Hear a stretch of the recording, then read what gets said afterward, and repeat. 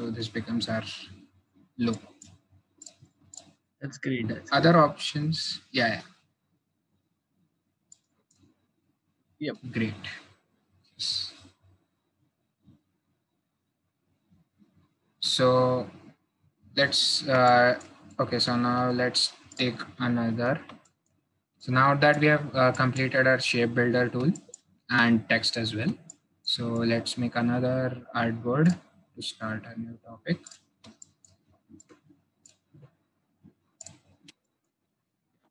So now we'll talk about two main tools again. One is the curvature tool and one is the pen tool. So the curvature tool, so curvature tool is basically it. You give it points and it will sort of curve fit the best curve for you. So which is basically if you give it 4 points, the best curve that fits, the smoothest curve that will fit through these points, it will fit it for you. So it also gives a preview to if you move it towards one side. So this is best if when you are masking. Otherwise, it almost does all the work for you. So before curvature tool, I guess people just had pen tool. So pen tool is much more manual work. So in this, we have to select a start point. We then what we do is we get a straight line, and what we can do is click and drag. So now we have our control over how much curvature is possible for our given line. So these are called handles. So basically, the what handle does is it tells you how much to curve. So as we can see here, if we take this handle, so we press Alt. So now that we can just move the handle and will not move our object. So now the longer my arm is, the more it will curve, and the shorter my handle is, the shorter curve it will have. So usually, if by default, a single anchor point will have two of the handles, which are at 180-degree angle and have equal lengths. So if we look at basically a circle, and if we select each individual anchor, we can see that each one will have equal lengths, and because of the circle has equal curvature. So basically, the more manual work can be done within the pen tool. Yes. Great. So should we try doing Twitter logo? You can just Yeah. Google it up, download, and then we can add it up and duplicate it. Yes, we can do that.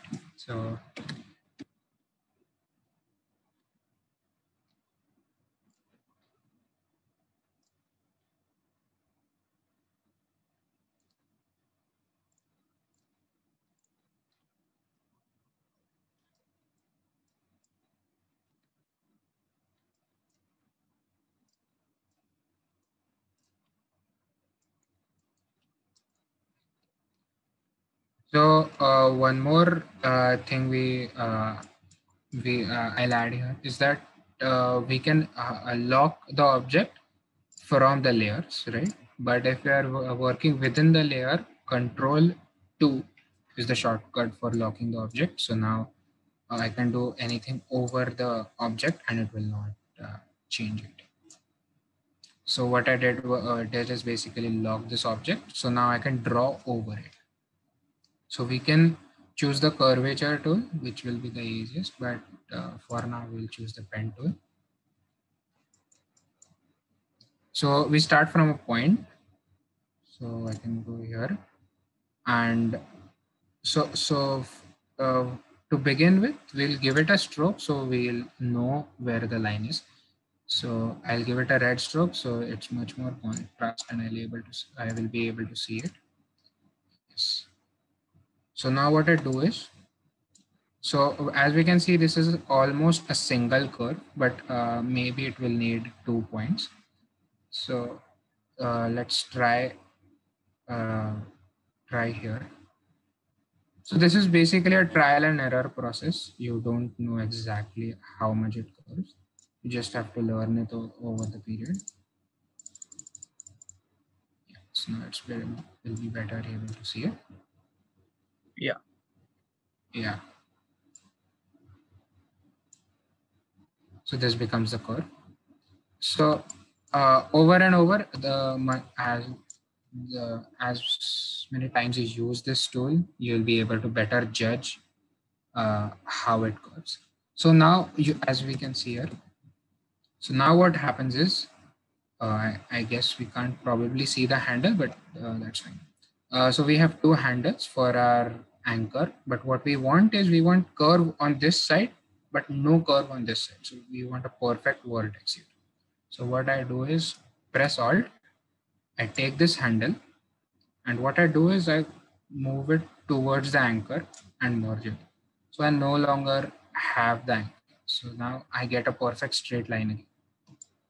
So I just give it a straight line. There is a bit of a curve, but it depends how much time you have right now. You could do it.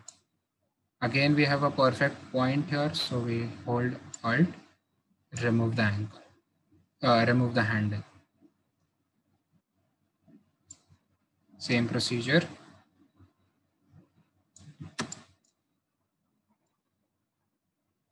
So it depends on how much time you have right now. Let's just do it. Now here we have a perfect semicircle. So for a circle, the anchor points are basically 4 points. So if we see this as a semicircle, it will have just 1 point here. And I'll get a perfect semicircle. So I just quickly complete this part.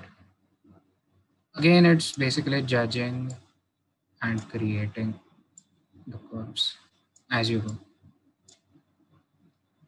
So these curves are quite easy to do once you know how the pen tool works, but some of the curves are still difficult. So that time the curvature tool is actually much a more better option.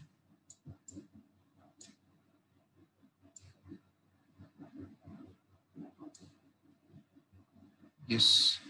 So now that we have outlined our object, we can just move it away from our reference image. So now we know that Twitter is not does not have a stroke. So we just remove the stroke and add the color. So we can do is add any blue color, but I want the exact color which is on the Twitter logo. So what I do is I select the object, I use the eyedropper tool, and I just click on the color I want, white. So I get the perfect color here and the perfect shape.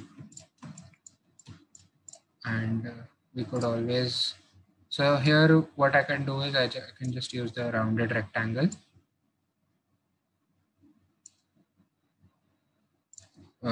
So this is basically again arranging. It's basically how you stack your objects. So currently it's the same color, that's why you can see it. So let's make it white.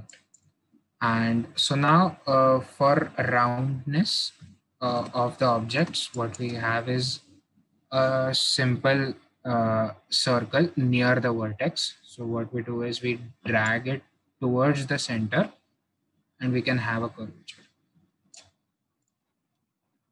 So now I have a round. So this almost looks like an apple. Stay tuned as we are going to discuss how to create logos in Illustrator.